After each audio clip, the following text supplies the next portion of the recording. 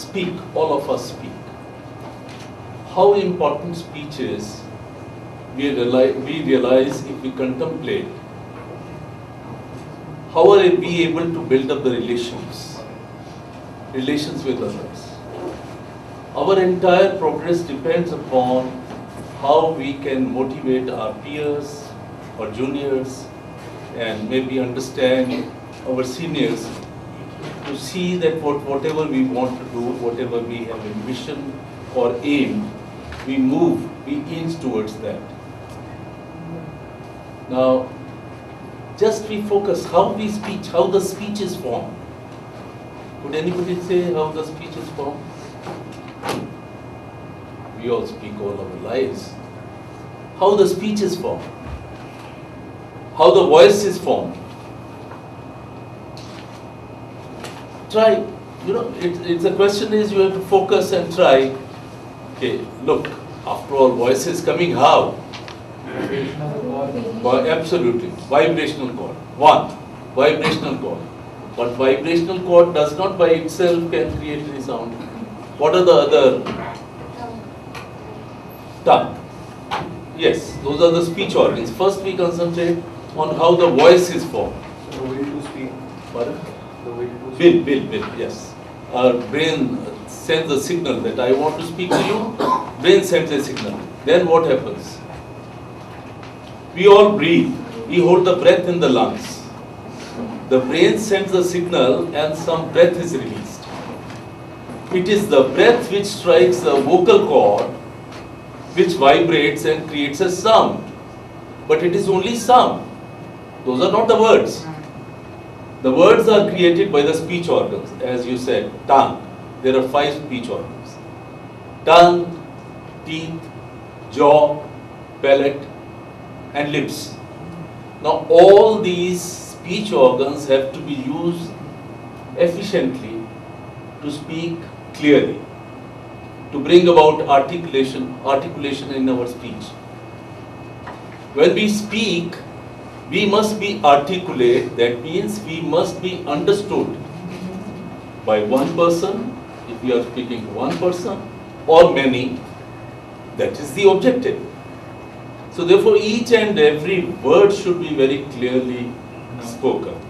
Yeah. So how it can be spoken? By the speech organs. We have to be adept in use of speech organs.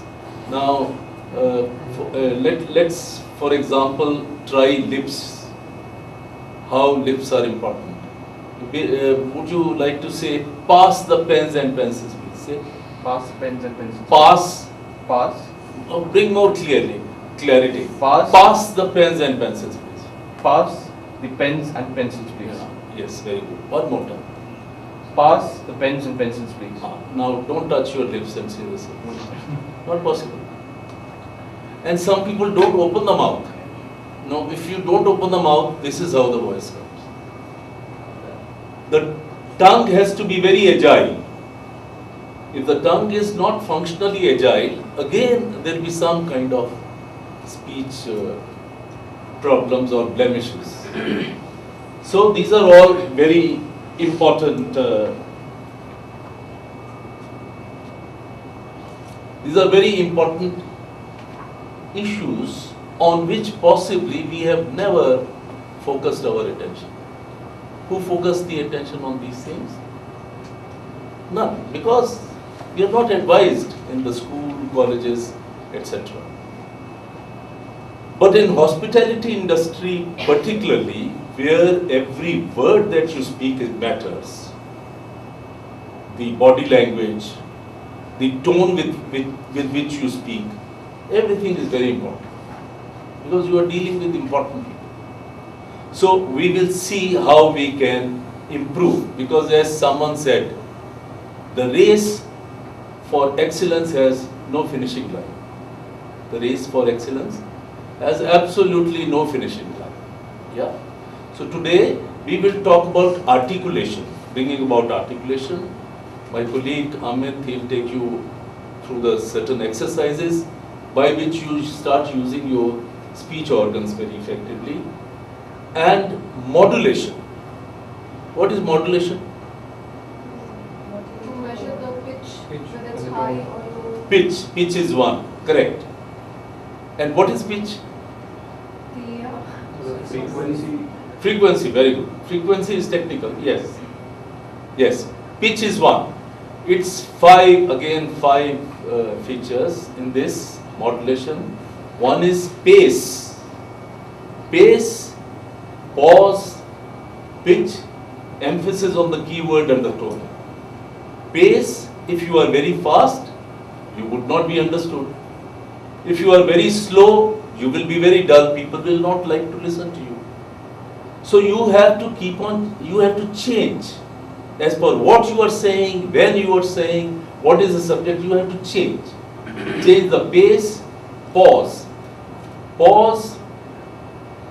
When do you take pause? When you want the listener to reflect on what you've Pardon? said. When you want the listener to reflect on what you've said. Yes, very good. What else? So also it gives us time to think actually. What I'm going to speak. Time to? It gives you. a Yes, moment to excellent, think excellent. what, Very, you want very to good. say. Yes, it gives you time to think what is the next sentence. And To make sense between the sentences we are speaking. yes, and You take your breath. yes, very important. It allows you to breathe. It allows you to breathe.